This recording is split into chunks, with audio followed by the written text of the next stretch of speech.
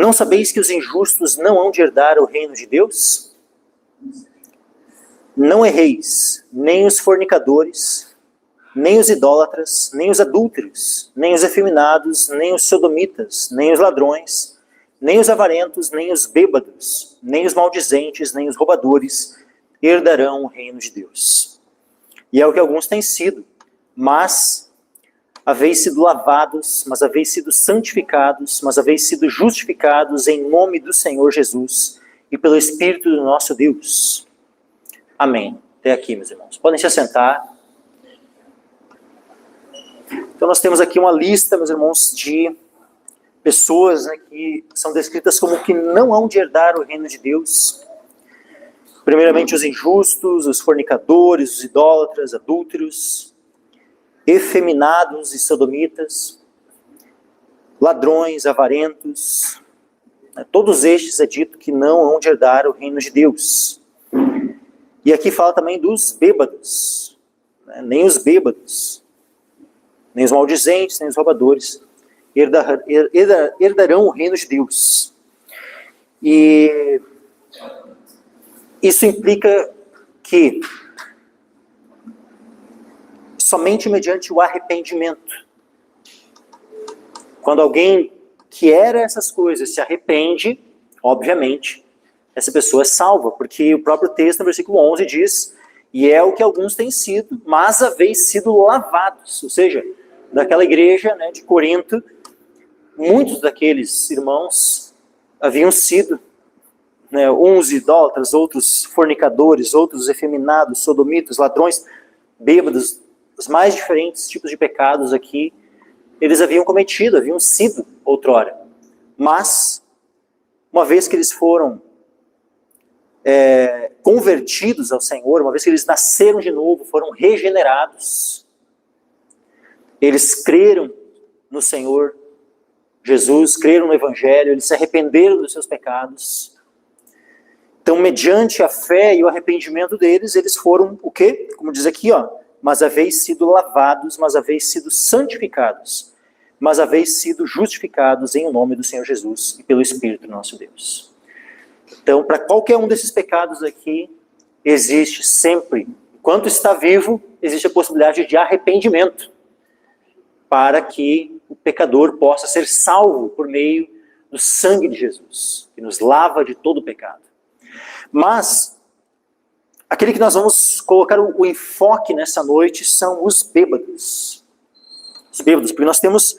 Quem consegue um copo d'água? Consegue? Porque nós já temos, né, as últimas 3 quintas-feiras tratados sobre essa questão da bebida alcoólica, feito, né, um estudo abrangente, assim, toda a Escritura, né, por mais que o foco, num primeiro momento, foi mais no Velho Testamento. Né, então, nós vimos ali todas as ocorrências do termo bebida forte, nós vimos, né, vários exemplos, né, do uso do vinho, né, e como a Escritura apresenta isso, né, como algo prejudicial, tanto na vida dos ímpios, como também na vida dos justos, na vida daqueles que foram, e justos, entenda-se aqui, justificados, né, porque pelo próprio mérito não há um justo sequer, somente Jesus, né.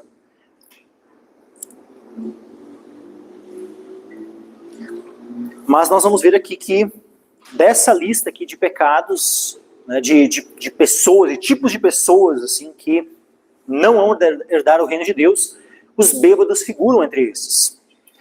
E se formos ler ainda em 1 Coríntios, no capítulo 5, nos dito o seguinte, ó, versículo 9, 1 Coríntios 5, versículo 9, já por carta vos tenho escrito que não vos associeis com os fornicadores, ainda que não inteiramente com os fornicadores deste mundo, ou com os avarentos, ou com os roubadores, ou com os idólatras, porque então vos seria necessário sair do mundo. Mas agora vos escrevi que não vos associeis com aquele que, dizendo-se irmão, for fornicador, ou avarento, ou idólatra, ou maldizente, ou beberrão, ou roubador, com o tal nem ainda comais. Então vejam que se alguém se diz irmão, mas continua na prática desses pecados,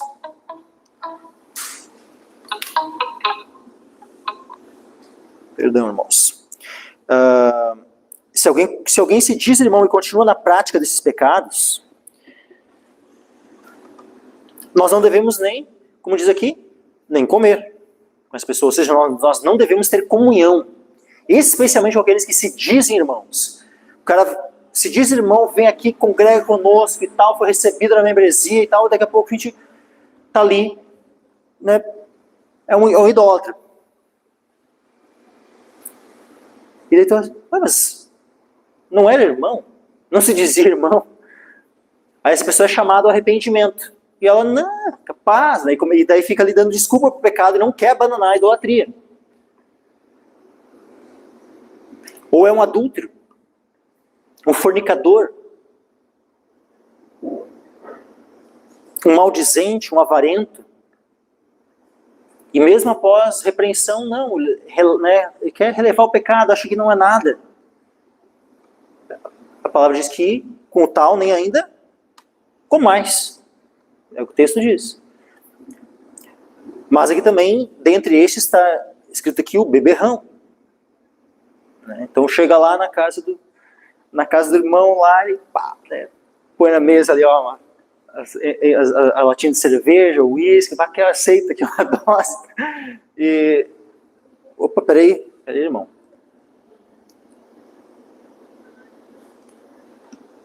Essa palavra aqui para beberrão, né, no outro versículo foi, né, os bêbados, né, vem o termo grego, né, metusos. Essa é a palavra grega. Né? Essa palavra ela tem uma conexão também com um substantivo ali, que é traduzido como embriaguez ou bebedice, que é o verbo, aliás, que é o substantivo mete. Né? Então, aqui o adjetivo, né, metusos, mas tem o mesmo radical, né, mete, que é embriaguez ou bebedice. Vou dizer aqui essas passagens, né. Gálatas capítulo 5, versículo 21. Gálatas 5, 21. E é justamente no contexto de obras da carne.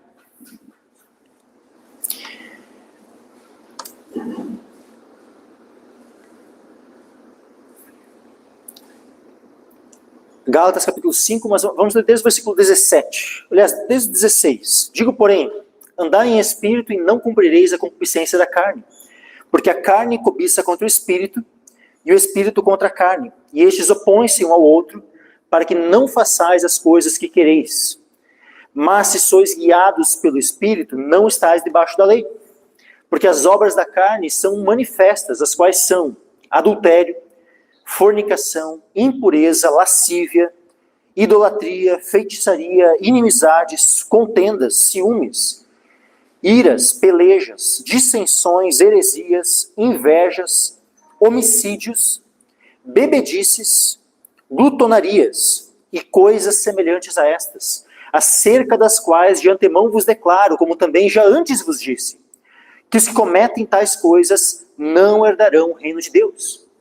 Olha que coisa interessante, meus irmãos. As duas passagens que falam sobre não herdar o reino de Deus, elas têm uma conexão entre elas. Inclusive, sabe, nos pecados aqui descritos. Veja que a lista ela é muito semelhante. Né? A lista aqui de Gálatas até ela é, quem sabe, um pouco maior até do que a de 1 Coríntios. Mas a conclusão em relação às duas é a mesma. Que aqueles que praticam essas coisas, aqueles que cometem essas coisas, não herdarão o reino de Deus. Então aquele que... Imagina, se diz crente, mas pratica feitiçaria. Quem considera assim, né, tá salvo, né, porque uma vez salvo, salvo eternamente, né, como alguns dizem, né. Aqui a gente não crê dessa forma, né, mas sabe que uma vez, infelizmente na igreja, né, uma igreja onde eu já congreguei, né, na igreja onde eu me converti ao Senhor, a esposa de um irmão, a esposa de um dos irmãos que cantava no ministério de louvor, aquela mulher, ela fez uma obra de feitiçaria para o marido dela, para matar o marido dela. E aí, será que a gente vai considerar ela uma irmã piedosa, salva, na prática da feitiçaria? Ou é alguém que precisa se converter ao Senhor? Para que daí possa ser considerada salva. É óbvio que alguém precisa se converter ao Senhor. Tá lá o irmãozinho, né? Que não se... Sabe? Não se controla, né? Ele vai e se deixa levar, né? Pela fornicação, impureza, lascívia. A gente vai considerar ele um irmão, ele precisa se arrepender. E uma vez arrependido, aí com esses frutos dignos de arrependimento, nós vamos, né, considerá-lo um irmão. Sabe, ninguém que continua na prática do pecado, né, que acha que normaliza, né, a prática do pecado, pode achar que é salvo. Como também já antes vos disse, os que cometem tais coisas não herdarão o reino de Deus. A palavra ela é muito clara. Então que o Senhor nos conceda, né, se alguém está na prática de uma dessas coisas, que Deus nos conceda arrependimento. Especialmente aqui também, agora, novamente, né, colocando o foco a bebedice. Bebedice é uma das coisas que a Escritura coloca, né, como aqueles que não herdarão o reino de Deus. Vamos ver aqui outros textos, tá? Sobre a bebedice. Lucas 21, 34. Palavras do Senhor Jesus. Lucas, capítulo 21.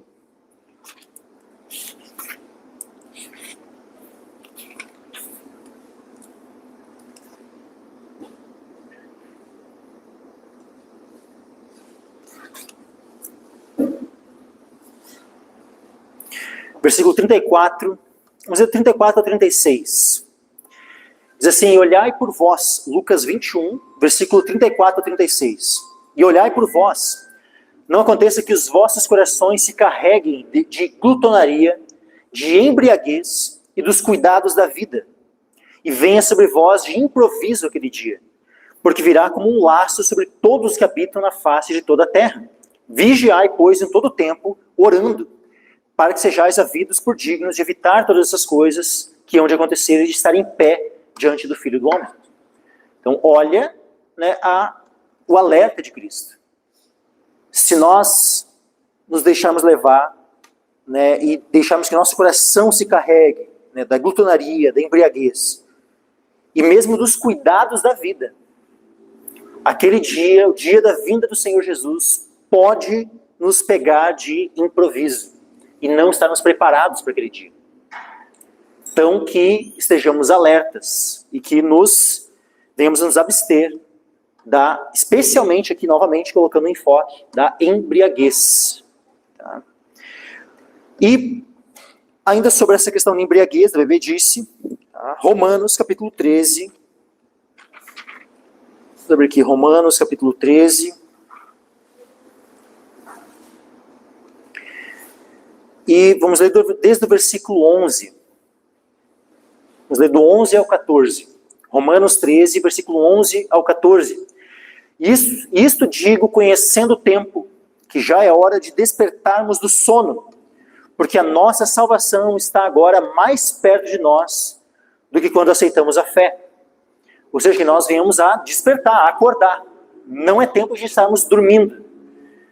Porque, para nós, vamos lá, desde o tempo que nós nos convertemos, está mais próxima a vinda do Senhor, ou mesmo está mais próxima a nossa própria morte, se o Senhor vier, né, depois de nós morrermos. O que está mais perto? Né, hoje ou quando nós nos convertemos? É óbvio, né, que quanto mais vai passando o tempo, mais próximo estamos chegando, né, do tempo, ou da nossa morte, ou da vinda do Senhor. Então, novamente, isto digo conhecendo o tempo, que já é hora de despertarmos o sono, porque a nossa salvação está agora mais perto de nós do que quando aceitamos a fé. A noite é avançada, o dia está próximo. Vejam, a noite, né, quando eu falo aqui da noite é avançada, é esse mundo de trevas, né, que cada vez se avulta mais. E de fato, nós podemos, é só nós observarmos, né? Quem tem um mínimo de discernimento espiritual consegue saber que a noite deste mundo vai avançando. Cada vez mais as trevas vão avançando. Mas, por um outro lado, o dia também está se aproximando. E aqui o dia é o dia da vinda do Senhor Jesus. A vinda do Senhor Jesus é comparada como o nascer do sol, nesse contexto aqui, meus irmãos. A noite é avançada, o dia está próximo. Ou seja, a volta do Senhor Jesus está próxima. Rejeitemos, pois, as obras das trevas e vistamo-nos das armas da luz. Andemos honestamente como de dia, não em glutonarias, nem em bebedeiras, nem em desonestidades, nem em dissoluções, nem em contendas e inveja, mas revestivos do Senhor Jesus Cristo e não tenhais cuidado da carne em suas concupiscências. Então o que nós devemos fazer? Nós devemos andar, como diz aqui, honestamente, como de dia. E não naquilo que faz parte, né, da prática daqueles da vida noturna. Aqueles que vivem em festas, aqueles que vivem, né, desfrutando deste mundo, dos prazeres deste mundo, né, glutonarias, bebedeiras, novamente aqui, né, esse enfoque aqui nas bebedeiras, desonestidades, dissoluções, contendas, inveja, que nós venhamos a nos apartar completamente de tudo isso. Que jamais inveja, dissolução, sabe, desonestidade, glutonaria e bebedeira seja a marca da vida de algum de nós. Jamais. Mas revestivos do Senhor Jesus Cristo e não tenhais cuidado da carne em suas concupiscências. E nós já vimos, né? Acabamos de ler ali em Gálatas antes, as obras da carne. Que aqueles que praticam tais coisas não herdam o reino de Deus. Por isso, saber esse cuidado, por isso nós sempre estamos sondando, nos examinando, né, e quando percebemos, né, que há algum pecado querendo se agarrar ao nosso coração, nós devemos nos arrepender disso. Abandonar essas coisas. E que o Senhor nos livre da bebedice. Continuando, nós temos aqui também um outro termo grego, que é o termo metuo. Tá? E vamos ler aqui algumas passagens, tá, em relação a isso. Primeiro, 1 Tessalonicenses, capítulo 5, versículo 7.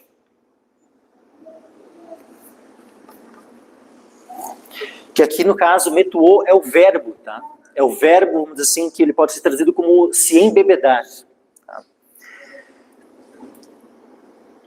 Óbvio que ele nem sempre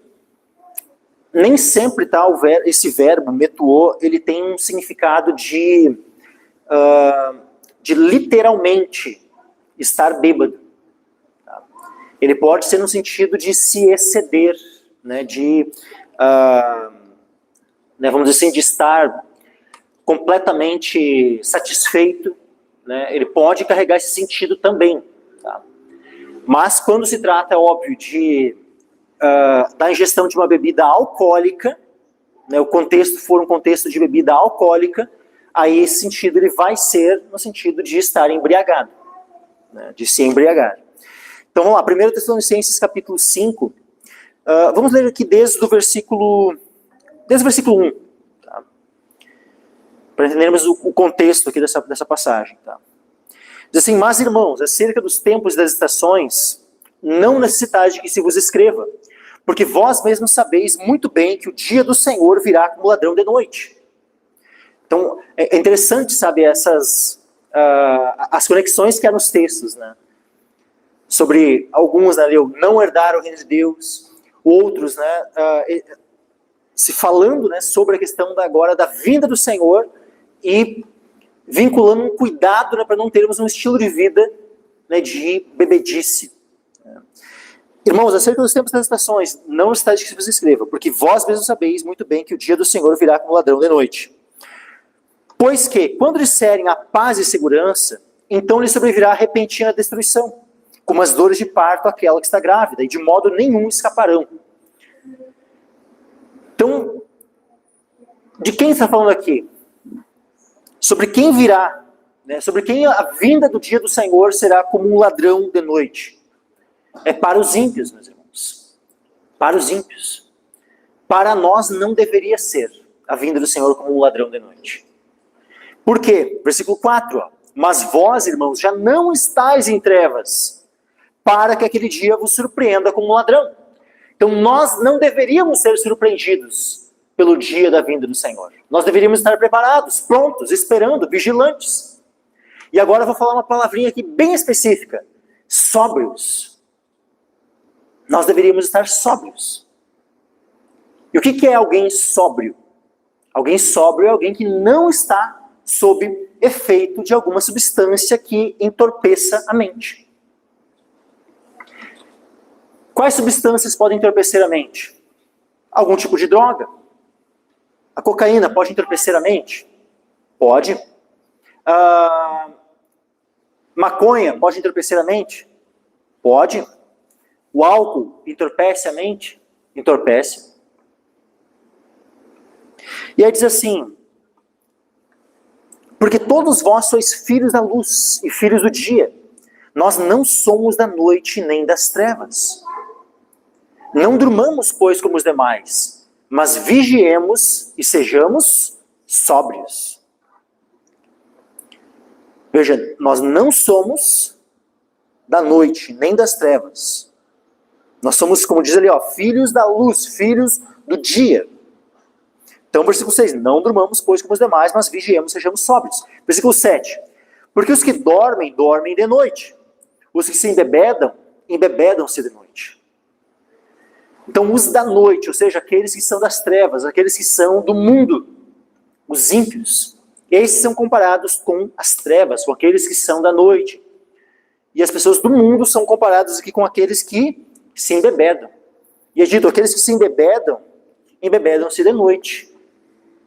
Normalmente, né? Óbvio que tem aqueles que mesmo de dia se embebedam, né? Mas, normalmente, né, o mais comum, né, é aqueles que se embebedam e embebedarem-se, como diz aqui a própria Escritura, de noite. Mas nós, que somos do dia, sejamos o quê? Sóbrios. Então o nosso chamado, o chamado que Deus faz a todos nós, é para nós sermos sóbrios. Vejam, o texto, ele está repetindo. Ele diz no versículo 6, sejamos sóbrios. Aí novamente no versículo 8, mas nós que somos do dia, sejamos sóbrios. Em quanto tempo nós devemos ser sóbrios? Em que condições, em que circunstâncias? Em todo o tempo, meus irmãos. Em todo o tempo. Nós já temos visto, né, que em Cristo nós fomos constituídos como reis. Sim ou não? Fomos. Vimos também que em Provérbios é dito que não é próprio dos reis o beber vinho, nem o desejar bebida forte. Nós já vimos que também em Cristo nós fomos constituídos como sacerdotes.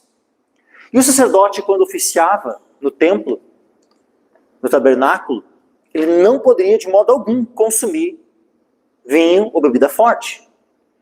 E isso sob pena de morte, inclusive.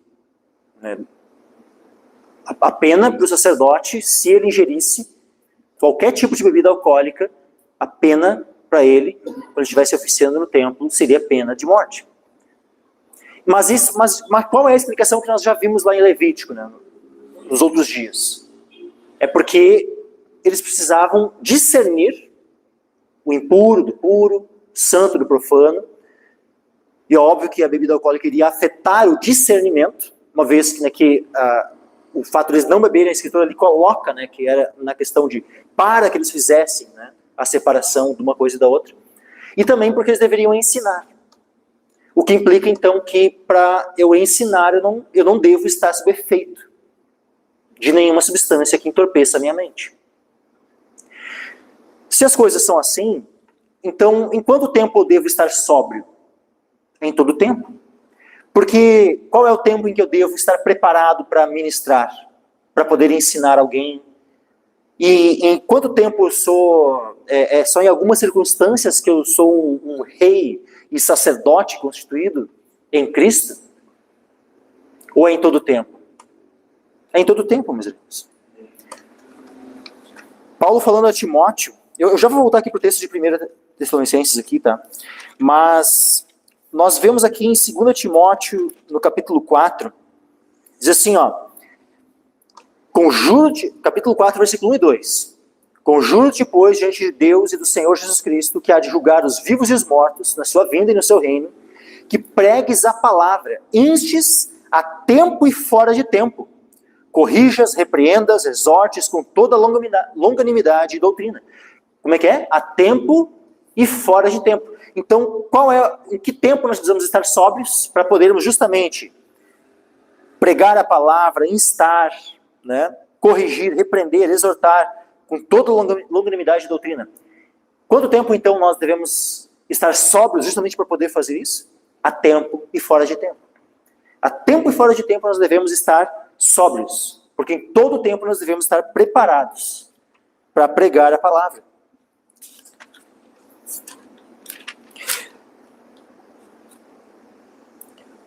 Pedro também nos diz o seguinte, 1 Pedro capítulo 3, versículo 15. Antes santificai ao Senhor Deus em vossos corações, e estais sempre preparados para responder com mansidão e temor a qualquer que vos pedir a razão da esperança que há em vós. Quanto tempo é que nós devemos estar preparados? Sempre preparados. Se nós devemos estar sempre preparados, é óbvio que nós sempre devemos estar sóbrios. Então nós não somos chamados pelo Senhor para abandonarmos por alguns momentos a sobriedade, mas nós devemos estar sempre preparados, portanto sempre sóbrios.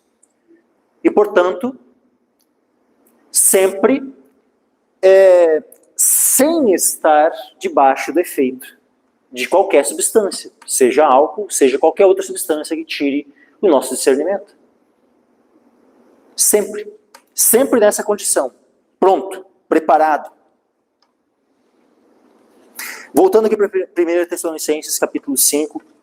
Então, não durmamos, pois, como os demais, mas vigiemos, sejamos sóbrios. Versículo 7. Porque os que dormem, dormem de noite, os que se embebedam-se de noite, mas nós, que somos do dia, sejamos sóbrios, vestindo-nos da couraça da fé e do amor, e tendo por capacete a esperança da salvação.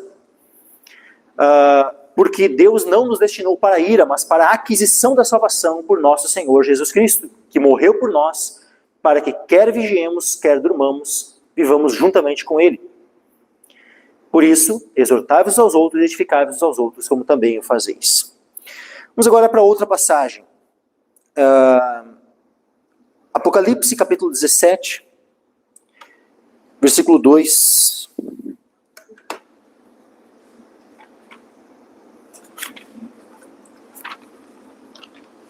Apocalipse 17, versículo 2.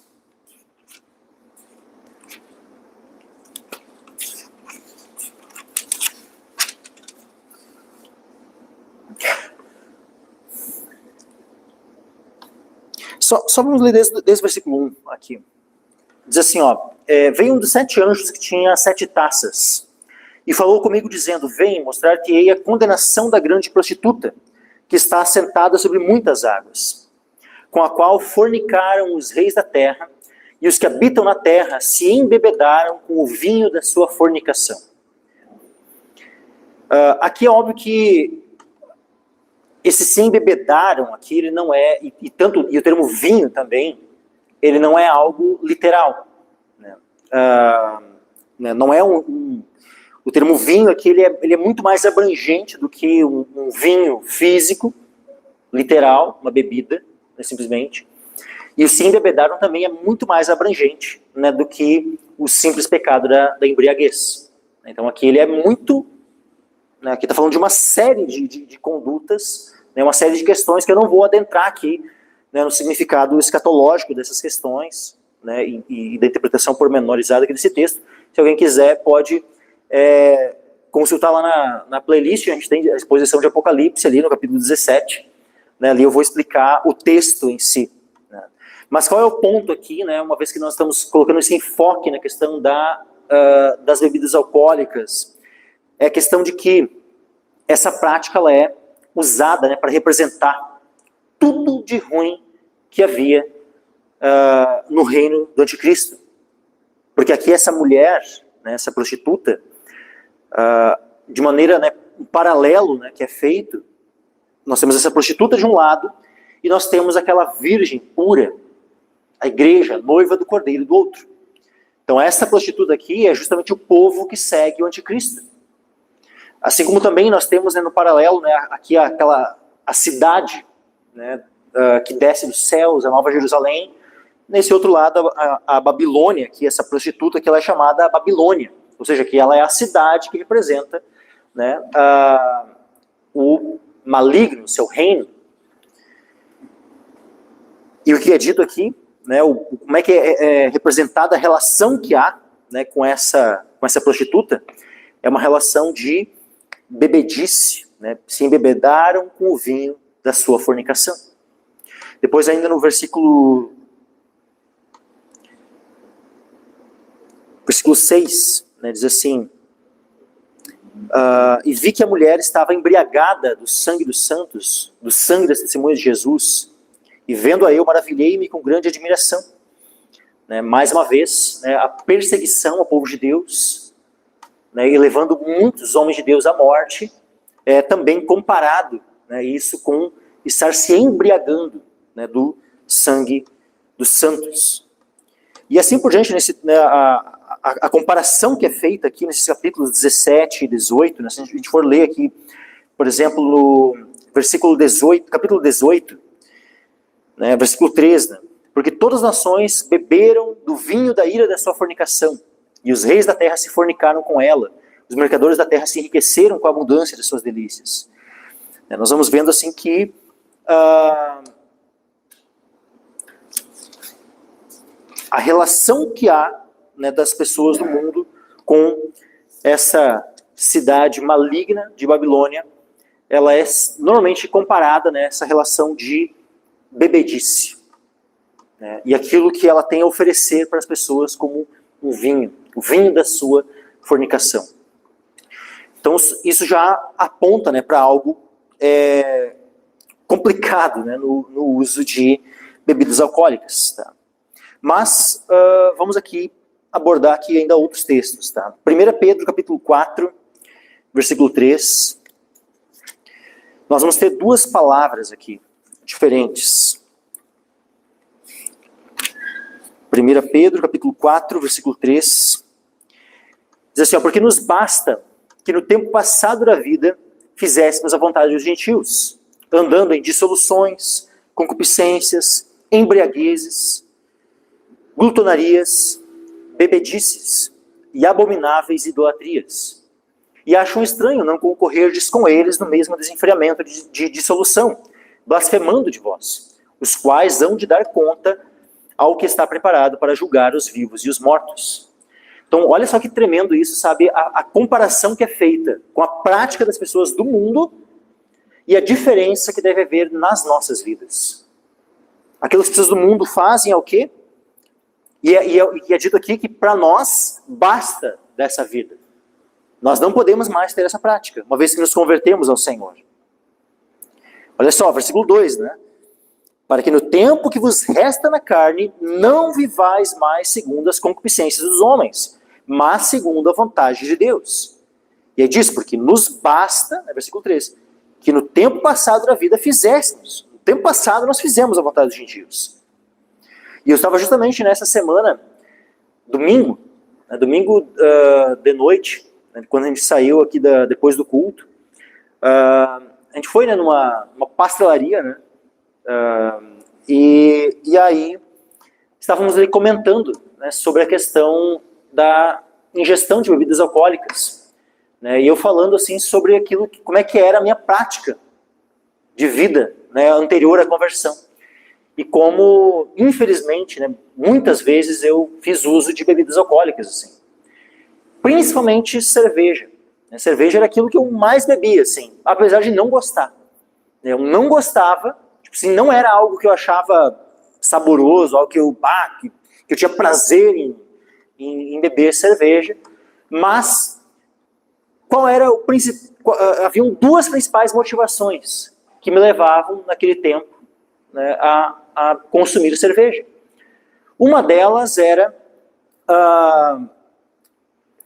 uma espécie de orgulho, assim, sabe, né, ou seja, eu me orgulhava, né, uma espécie de competição com os demais, né, com amigos ou parentes e tal, naquela questão assim, ó, quem é o que mais bebia. Então, né, eu tipo, me orgulhava de beber bastante. Então, eu achava, né, me achava o máximo por beber tantos litros de cerveja e tal. Então, primeira coisa, né, era esse pecado, né, de orgulho, de querer, sabe, competir quem bebe mais. Sabe? Terrível. Essa é uma das questões. Mas a outra era justamente, como diz aqui, ó, porque nos basta que no tempo passado da vida fizéssemos a vontade dos gentios. Ou seja, como todo mundo estava fazendo, então, conforme a vontade dos outros, eu acabava me amoldando àquele ambiente. Então, por mais que, se dependesse de mim, sozinho, eu não iria lá no mercado, num bar lá comprar uma cerveja, mas por causa do entorno, daqueles que estavam na minha volta junto comigo, eu acabava me adequando àquele meio e fazendo a vontade, como diz aqui, dos gentios. Mas, infelizmente, né, depois que eu me converti ao Senhor, teve uma circunstância, antes do meu batismo, onde eu, infelizmente, acabei caindo nisso. Né? Estava lá, uns primos meus, junto dos quais eu sempre, né, tinha a prática de beber com eles. Eu já tinha me convertido ao Senhor, né, e aquela vez foi a última vez que eu acabei bebendo cerveja na minha vida. Porque né, eles estavam lá, abriram né, uma garrafa, me ofereceram, aí daí eu comecei naquela luta interior. E agora? Eu sabia que eu não devia. Mas daí, como é que é? Fazendo a vontade dos gentios. Acabei fazendo a vontade dos gentios aquele dia. E bebi com eles né, um copo de cerveja. Aquilo pesou no meu coração, assim, depois eu fiquei assim, por que eu fui fazer isso? Por que eu cedi? Né? Me arrependi daquele pecado, sabe? E aí depois, né, logo na segunda, voltei eu estava de férias né, naquele tempo. Quando eu voltei de férias, assim, daí começou né, os estudos né, para o batismo e tal. Né? Depois, né, depois de um tempo, um mês ou dois depois, né, fui batizado. Né? Mas, independente, ali, eu já estava convertido, mas mesmo assim acabei cedendo uma última vez. E graças a Deus, não cedi mais a essa tentação, sabe? E que o Senhor nos livre, né? Que o Senhor me livre e nos livre de, né, e que nós venhamos a assentar isso no nosso coração, né? Que nos basta que no tempo passado da vida fizéssemos a vontade de gentios, andando em dissoluções, concupiscências, embriaguezas, glutonarias, bebedices. Né? Aqui embriaguezes o termo é oinoflugia. Seria mais relacionado né, a bebedices de vinho. Né? E quando fala aqui daí de bebedices, o termo grego é potos, né, que daí é mais no sentido né, de qualquer tipo de bebida alcoólica, assim, né, esses excessos, assim. E abomináveis idolatrias. Né? E é interessante, né? Uma vez que o nosso estilo de vida muda, nós precisamos a buscar fazer o quê? Andar segundo a vontade de Deus. Os ímpios acham estranho nós não, como diz aqui, corrermos né, com eles no mesmo desenfreamento de dissolução e falam mal de vós. É exatamente o que aconteceu. Quando né, passei a ter um padrão de vida né, de acordo com as Escrituras, todos aqueles meus parentes né, que antes eu ia lá e fazia festa, enchia a cara com eles, né, todo mundo começou a falar mal de mim né, e da minha família, porque graças a Deus, né, toda a nossa família né, se converteu junto. Minha mãe, meu padrasto, né? Mas, né, começaram a falar mal de nós. Exatamente esse padrão aqui é o que acabou, sabe, né, nós tendo a vivência né, disso tudo. Mas, vamos ir agora para um outro texto aqui, meus irmãos. Mateus capítulo 24, versículo 49. Mateus 24, versículo 49.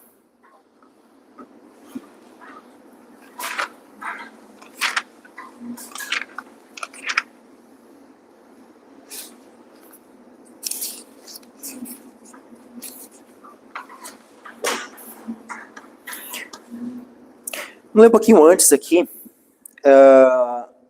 desde o versículo 44, diz assim, ó, porque por isso estai vós preparados também, porque o Filho do Homem há de vir a hora em que não penseis. Quem é, pois, o servo fiel e prudente, a quem o seu Senhor constituiu sobre os seus servos, para dar-lhes sustento a seu tempo? Bem-aventurado aquele servo que o seu Senhor, quando vier, achar fazendo assim. Em verdade vos digo que o porá sobre todos os seus bens. Mas, se aquele mau servo disser no seu coração, o meu Senhor tarde virá, e começar a espancar os seus conservos, e a comer e a beber com os ébrios. Aqui, meus irmãos, é o verbo beber, tá? Aqui poderia ser traduzido, em vez de beber, como se embriagar, né? A comer e a se embriagar com os ébrios. Virá o Senhor daquele servo num dia em que o não espera e a hora em que ele não sabe, e separá-lo-á e destinará a sua parte com os hipócritas. Ali haverá pranto e ranger de dentes. Essa passagem aqui, meus irmãos, essa embriaguez aqui, ela está sendo usada como um símbolo de muitos outros pecados. Tá? Aqui ela tem uma abrangência bem grande.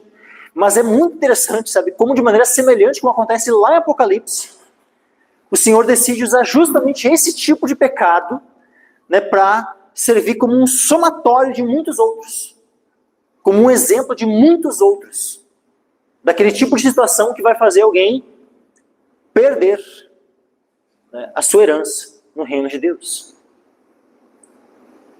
Sabe, nós devemos, né, ficar atentos assim, em relação a isso, sabe? Porque Deus não usa, né, um outro pecado como um exemplo, né, de coisas abrangentes assim. Quando fala aqui, ó, começar a espancar os seus conservos e a comer e beber com os ébrios, será que é só literalmente isso? Por exemplo, um pastor, né, pegar, né, literalmente começar a espancar os irmãos, bater nos irmãos, e chegar lá no bar lá e sentar na mesa lá com os bêbados lá e começar a, né, pedir uns petiscos e beber lá com eles? É só isso? Está resumido a isso? Isso vai fazer um pastor, né, perder a sua entrada no reino de Deus? Receber esse tipo de juízo? Ou algo muito... Ou isso aqui está dando um exemplo terrível, mas de uma série muito maior, mais abrangente de pecados. Com certeza que isso aqui está falando de uma situação muito mais abrangente de pecados. Mas é digno de nota que o Senhor usa qual pecado como exemplo? Terrível. O pecado de beber aqui. Começar a comer e beber com os ébrios. A comparação com esse pecado é o que o Senhor usa como o padrão, né, para ampliar. Então nós devemos ter uma atenção aqui, né, contra esse tipo de pecado. Vamos abrir aqui um outro texto agora. Atos capítulo 2. Atos capítulo 2.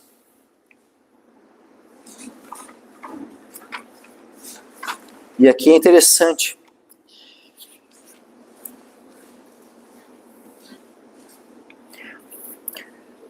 Atos 2, versículo 1 em diante, diz assim, ó. E cumprindo-se o dia de Pentecostes, estavam todos concordemente no mesmo lugar, e de repente veio do céu um som, como de um vento veemente e impetuoso, e encheu toda a casa em que estavam assentados. E foram vistas por eles línguas repartidas como que de fogo, as quais pousaram sobre cada um deles, e todos foram cheios do Espírito Santo e começaram a falar em outras línguas, conforme o Espírito lhes concedia que falassem.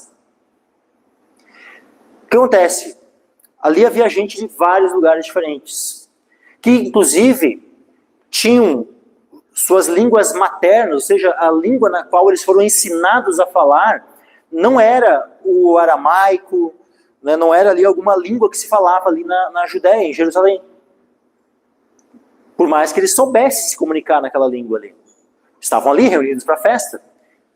Mas era gente, tinha judeus de várias partes do mundo e prosélitos também, ou seja, convertidos ao judaísmo, de várias partes do mundo. E vai dizendo ali as várias cidades, né? Eles dizem, ó, versículo 8, como pois os ouvimos, cada um na nossa própria língua em que somos nascidos? Partos e medos, elamitas, Daí falou, Mesopotâmia, Judéia, Capadócia, Ponto, Ásia, Frígia, Panfilha, Egito, Líbia, Cirene, romanos, judeus, cretenses, árabes. Olha a série de gente, tudo que era lugar diferente, estavam ali reunidos. E aí diz assim, todos nós temos ouvido em nossas próprias línguas falar das grandezas de Deus. E todos se maravilhavam e estavam perplexos, dizendo uns para os outros, o que quer isso dizer? Estavam maravilhados. Mas, diz assim, e outros, zombando, diziam, estão cheios de mosto. O que acontece, meus irmãos? O mosto. O mosto, o que é o mosto? O mosto é o suco da uva, recém-exprimido. Qual é o termo para mosto? É o termo grego gleukos. O suco da uva é doce ou não? Sim. O suco da uva é doce. E justamente, o que vai se tornar o vinho fermentado é justamente quando esse doce, esse açúcar que há no suco da uva, ele fermenta e essa glicose se transforma em álcool. E justamente a glicose, que é justamente o que nós conhecemos como açúcar, é o doce, ela tem origem em qual termo? Em gleukos. Ou seja, gleukos é o que vai dar origem ao termo glicose. O doce. Então, gleukos, o mosto, gleukos, é uma bebida doce. É o suco da uva recém-exprimido. Esse é o gleukos. E aí, quando dizem assim, estão cheios de mosto, tá? É como se dissesse, eles estão bêbados de mosto. Mas espera aí, como assim estão bêbados de mosto? Em tese, em teoria, alguém não poderia ficar bêbado de beber suco de uva, mas sim um vinho fermentado. Mas esse é o ponto, eles estavam zombando. Eles não estavam, vamos dizer assim, descrevendo uma realidade, não estavam ali, falando de maneira séria, e dando um veredito, assim, não, esses homens eles estão bêbados, de mosto. Eles não estavam descrevendo uma realidade, mas estavam zombando, fazendo uma piada. Alguém poderia ficar bêbado de mosto? Não, mas estão bêbados de mosto, estão cheios de mosto. Estavam zombando deles. Mas Pedro, ele pega essa palavra, ele pega essa zombaria, e ele diz, Pedro, porém, pondo-se em pé com os 11, levantou a sua voz e disse-lhes, homens judeus, e todos que habitais em Jerusalém, seja-vos isto notório e escutai as minhas palavras. Estes homens não estão embriagados, como vós pensais, sendo a 3ª hora do dia. Não estão embriagados. Ele nem leva em conta a zombaria daqueles homens. Estão pensando que tem alguém embriagado. Não, tem ninguém embriagado aqui. Era 9 horas da manhã, 3ª hora do dia. E aí ele explica, isso aqui é o que... mas isto é o que foi dito pelo profeta Joel. E aí descreve ali, todo o cumprimento da profecia e tudo mais.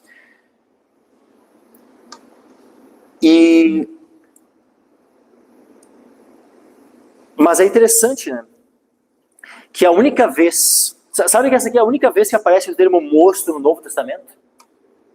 Nenhuma outra vez vai aparecer o termo mosto no Novo Testamento. A única vez que se vê o termo mosto no Novo Testamento é quando alguém resolve zombar dos cristãos, dizendo, eles devem estar bêbados de mosto. Por que será essa brincadeira? Por que eles não zombaram deles, dizendo assim, eles estão cheios de vinho, de oinos? Por mais que o termo oinos, como eu já afirmei outras vezes, o termo oinos, dependendo do contexto, ele também pode significar o suco da uva. E não necessariamente, como muitos entendem, sempre o vinho fermentado. Mas aqui é muito tremendo isso. Porque a única vez que nós vemos o termo gleukos, mosto, é aqui. Uma bebida que não poderia de modo algum ser embriagante, mas que ela é usada, né, justamente porque o povo de Deus, os crentes, não eram um povo conhecido como um povo que se embriagava, um povo que fazia uso de bebida alcoólica. Não creio que dá para chegar a outra conclusão a não ser essa, né? Por isso, estão cheios de mosto, né, zombando deles. Agora vamos para uma outra passagem, meus irmãos, que é em João capítulo 2. Uma vez que eu tratei, né, da questão do termo oinos, e que nem sempre o termo oinos vai ter um sentido, né, de uma bebida embriagante. João capítulo 2. Vamos abordar aqui esse capítulo, tá? Que é João capítulo 2, versículo 1 ao 12.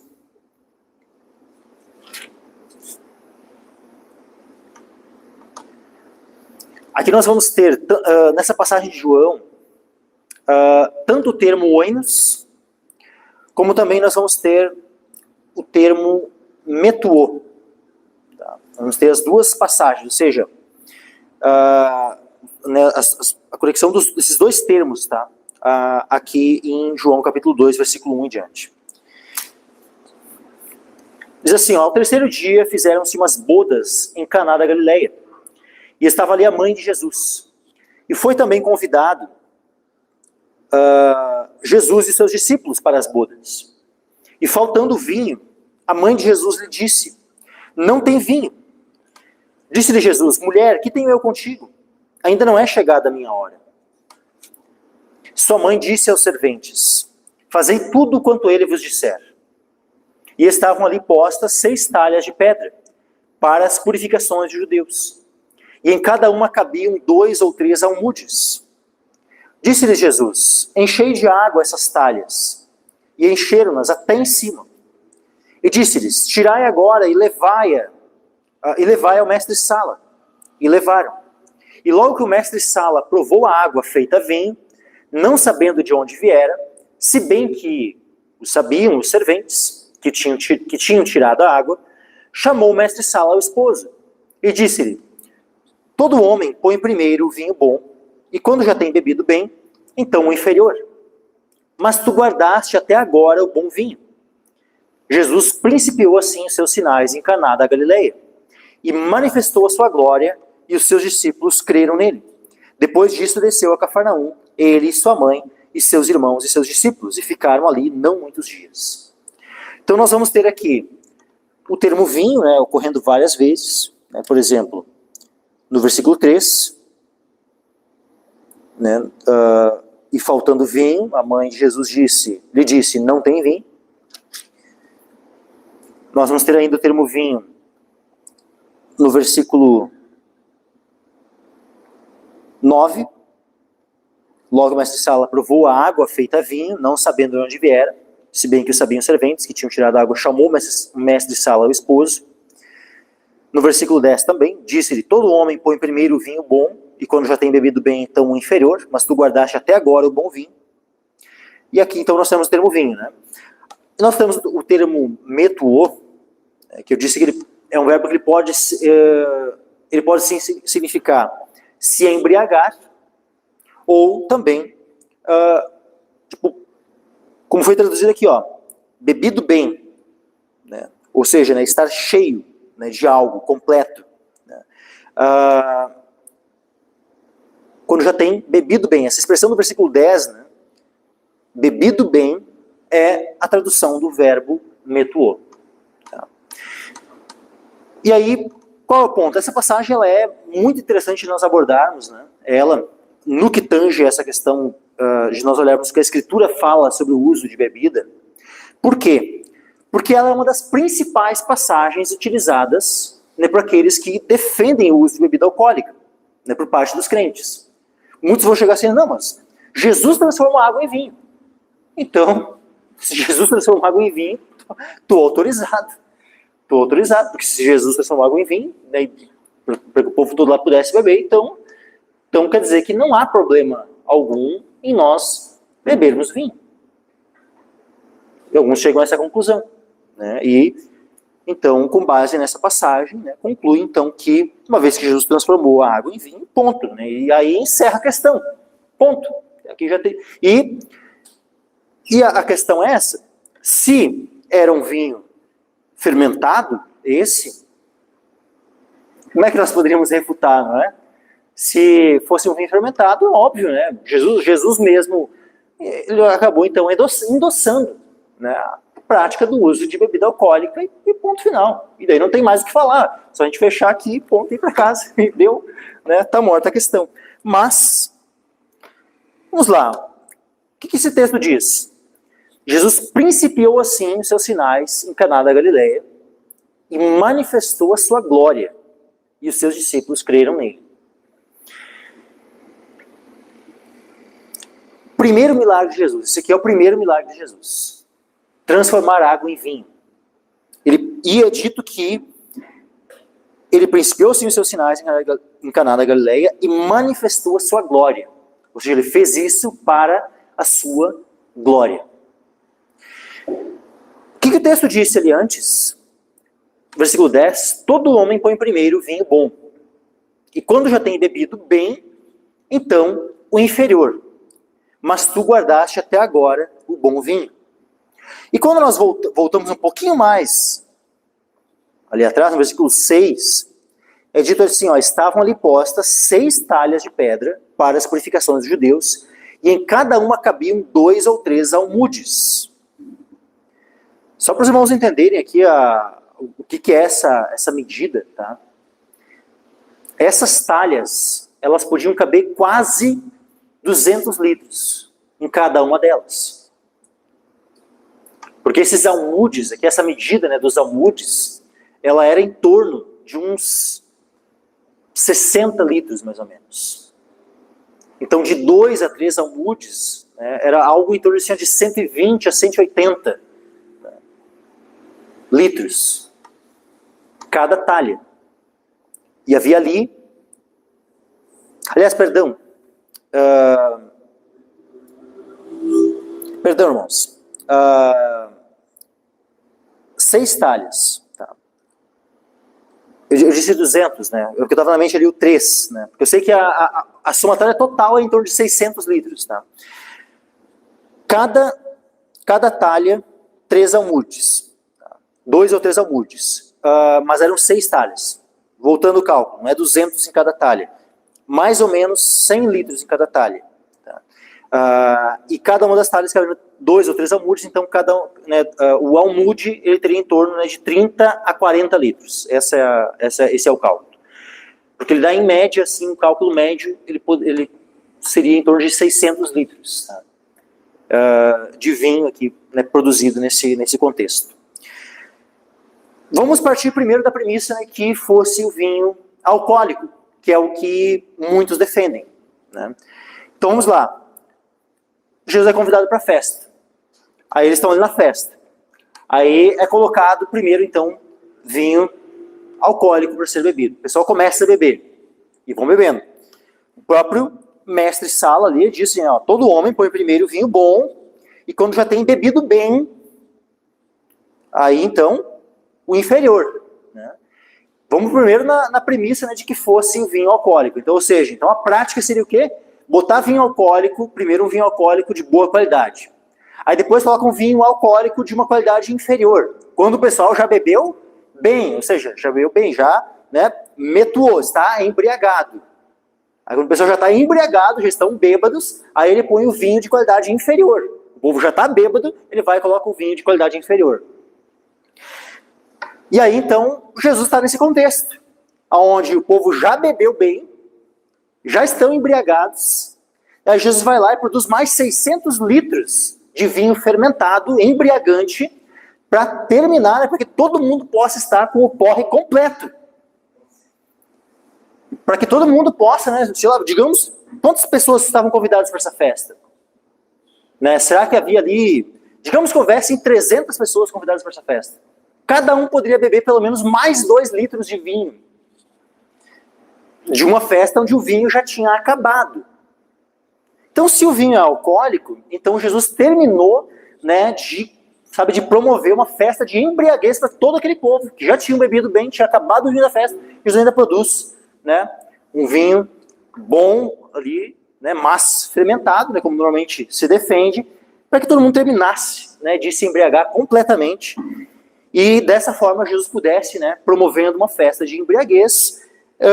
Jesus então principia, né, os seus milagres e manifesta a sua glória. Sim, meus irmãos, eu não consigo aceitar uma coisa dessas. Eu não consigo aceitar, sabe, que o Senhor Jesus, para principiar os seus milagres, para iniciar os seus milagres e manifestar a sua glória, ele faz o seu primeiro milagre promovendo a embriaguez em uma festa onde todo mundo já estava cheio, né, alcoolizado. Já tinham bebido bem um vinho alcoólico, e aí ele vai lá e ainda, né, produz mais 600 litros de vinho alcoólico para poder... Não faz sentido algum. Não com tudo aquilo que a gente já viu, né? Olha quantas passagens nós já vimos só no Novo Testamento contra a embriaguez. Aí nós vemos, olha tudo que nós já vimos nos últimos 3 cultos sobre o uso de bebida alcoólica no Antigo Testamento, sobre as várias orientações que nós temos na Escritura, né, do não uso de bebida alcoólica, dos males que o uso da bebida alcoólica faz, das várias exortações para nós nos guardarmos disso, para nós não errarmos nesse caminho. Então, e sabendo que o termo oinos, tá, que é traduzido por vinho, ele carrega os 2 significados. O termo oinos, quando nós vemos toda a literatura grega, né, que é o termo é o grego, né, palavra grega. Então, nós precisamos entender todos os contextos onde esse termo é usado. O termo oinos, ele se refere tanto ao vinho fermentado, como também ao suco da uva. Ambos são representados pelo termo oinos. Não só o vinho fermentado. Então não é só, tem oinos aqui, então é vinho fermentado, é vinho alcoólico. Não necessariamente. O termo oinos, nós vamos ter que entendê-lo como um vinho fermentado de acordo com o contexto. O contexto vai definir se oinos, se o grego oinos, ele significa ali um vinho fermentado ou o vinho doce, o suco da uva. E o contexto aqui, meus irmãos, o vinho aqui, que Jesus transforma a água em vinho, tá, é o vinho doce. Porque para esse povo dessa festa poder já ter bebido bem e não estar embriagado, primeiro, eles precisariam ter bebido suco de uva, e não vinho embriagante. Se tu vai lá e na minha casa, né, quem já foi lá em casa assim, sabe que várias vezes, né, que alguém que a gente pôde jantar assim, nem sempre, né, mas muitas vezes eu acabo abrindo ali, né, suco de uva, né, e coloco a bebida que eu ofereço ali, suco de uva. Digamos que a gente já estivesse, né, a gente está lá comendo e tal, bebemos o suco de uva e terminou. A gente bebeu tipo 2, 3 garrafas de suco de uva que tinha lá, bebemos bem. Posso usar essa expressão, que bebemos bem? Sim. Havendo bebido bem, né, os que já têm bebido bem. Tem sucos de qualidade superior e de qualidade inferior? Ou isso só vale para, eu tenho um vinho aqui, ó. Isso aqui é da safra de 1927.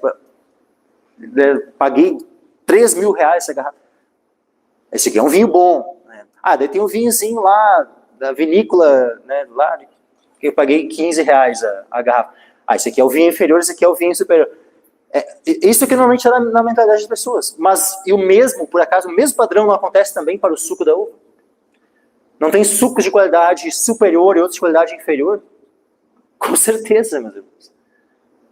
O mesmo vale para o suco de uva. Tem sucos de qualidade superior e tem sucos de qualidade inferior. Então, assim, porque eu já vi saber esse argumento, não, mas é que ali falou, né, o vinho bom, né, todo homem põe primeiro o vinho bom e quando já tem bebido bem, então o inferior. Esse argumento ele pode servir ele serviria para qualquer uma das situações, tanto para um vinho alcoólico como também para o suco da uva.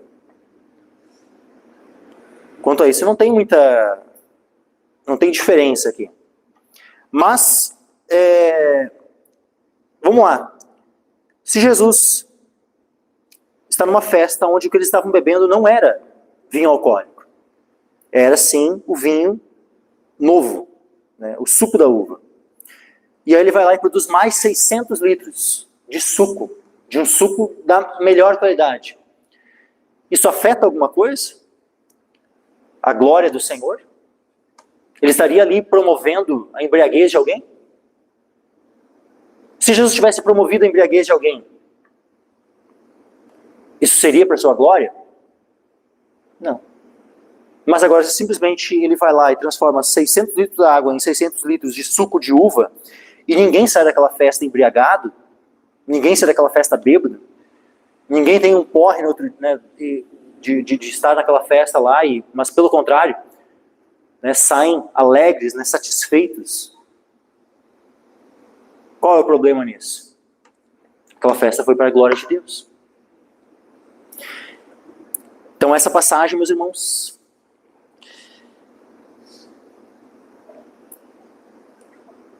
não creio que há conclusão mais plausível diante de tantos outros textos, né, que nós já lemos, que não aqui, o vinho aqui, neste contexto, né, seja sim o suco da uva em vez de o suco fermentado da uva, mas sim o suco antes, né, do processo de fermentação. O oinos antes de fermentar e não o oinos depois de fermentado. Bom, aqui eu vou concluir com esse, mas semana que vem eu vou continuar, tá?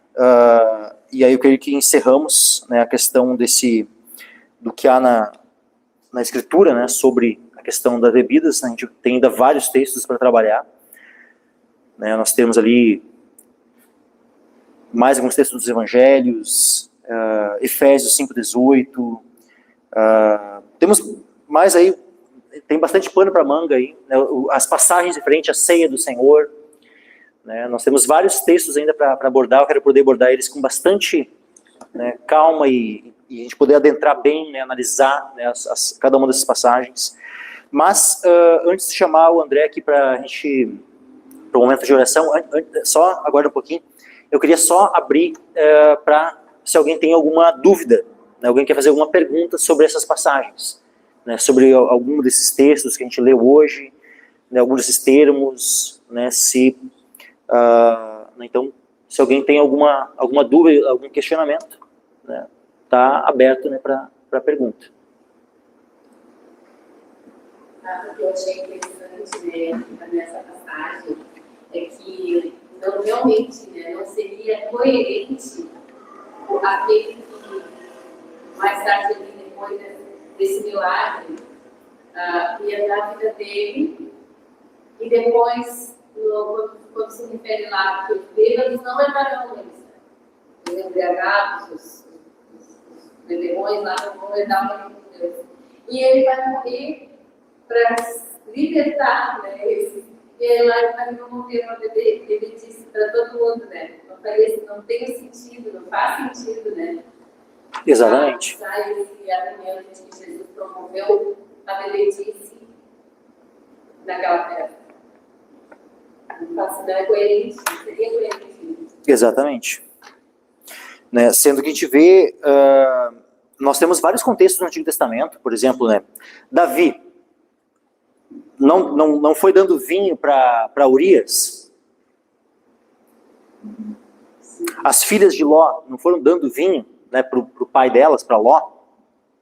Olha quanto pecado teve nisso, sabe? Né, Davi tentando ocultar o pecado dele, né, por meio de oferecer um vinho alcoólico ali para Urias.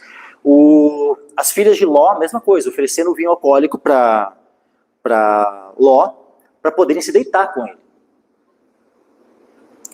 E assim, a gente sabe, nós vemos assim, que esses contextos, né, onde há algumas pessoas que dão, né, de beber a outros. O próprio Absalão, né, ele não vai lá, promove uma festa e oferece vinho fermentado, alcoólico, né, para aqueles que estavam na festa, justamente para quê? Com o objetivo de matar o seu irmão, o Amnon. Vai lá o Amnon, né, morre nesse contexto. E assim nós vamos vendo, sabe? E depois nós temos nos profetas né, várias situações assim de repreensão diante disso. Né? Por exemplo, deixa eu pegar aqui, ó. Abacuque, por exemplo. Ó. Abacuque 2,15. Ai daquele que dá de beber ao seu companheiro. Ai de ti que adicionas bebida ao teu furor e o embebedas para ver a sua nudez. Então aqui, vê um contexto onde né, a pessoa há um desejo, né, de expor o outro. Há um desejo, né, de tornar o outro vulnerável, né, e ele vai lá e oferece, né, a bebida. Mas olha só, ai daquele que dá de beber ao seu companheiro. Então assim, né, o que nós vemos, né, por exemplo, ó, Amós, né, 2,12, mas vós aos nazireus destes vinho a beber, e aos profetas ordenastes dizendo não profetizareis. Né, a gente já tinha visto isso aqui no culto passado, né, né, tu vê como é repreensível, né, aqueles que vão lá e dão, né, de beber a outros. Nós temos vários contextos assim, né, dessas ordens ou desses exemplos, né, ruins, né, de pessoas dando de beber a outras. Mas aí Jesus teria feito isso na festa, se, né, fosse vinho alcoólico ali, 600 litros, né, para o pessoal poder continuar. E seria algo de um wine, né? Exatamente. Maninho? Tem coerência também do próprio texto, não do texto, mas de quem não conhece o texto bíblico, é que o texto fica muito claro, mas diz, ó, não com esses nem sentais, nem sequer tomais, ou seja, não comungar. Como que alguém pode dizer assim, tá, mas vocês estão dos ímpios? Não, só que no meio da igreja tem pessoas que continuam com essa vida limpa. É como se não e uma coisa que é importante salientar, toda vez que a Escritura ela registra, ela denota, ela salienta o pecado, é que ela quer ensinar algo sobre aquele pecado. Exatamente. Então, tem pessoas que elas querem traumatizar, talvez as coisas assim, conscientemente. Não, pecado é pecado. Não é isso aí do pecadinho, pecadão, não tem diferença, por exemplo. Tem, não na gravidade, aliás, não tem na gravidade a diferença. Então, esses pecados, por exemplo, que são denotados ali, os praticantes, não andam correndo do céu. Mas o próprio Deus, com esses nem sequer tomais, nem sandais. E às vezes a gente conta com pessoas da mesa. Eu já fiz isso. Eu confesso, no passado, mas teve um dia que eu tive que tomar uma decisão radical. Por causa, foi a minha primeira, vamos dizer assim, motivação foi minha esposa nesse isso. Um lugar desse nosso que eu fui convidado para jantar, para contar essa história, e serviram, fizeram, bebido pedrinha, cerveja, e eu disse naquele ano, nunca mais eu sento nessa mesa. Por causa da minha esposa nesse isso. Mas sempre está nessa mesa. A gente não deve comungar, não deve sentar com eles. E eles estão de irmãos. Eu estou de irmão. Todos os irmãos que têm essa prática hipócrita, né? Enfim, não há santidade. Não há uma radicalidade pelo Senhor. Né? E continuo não entendendo como se fosse um pecado. Deus vai dizendo que é pecado. Deus vai dizendo para mim para ter comunhão com esse também, dizendo que esse não vão herdar o reino do céu, só que não.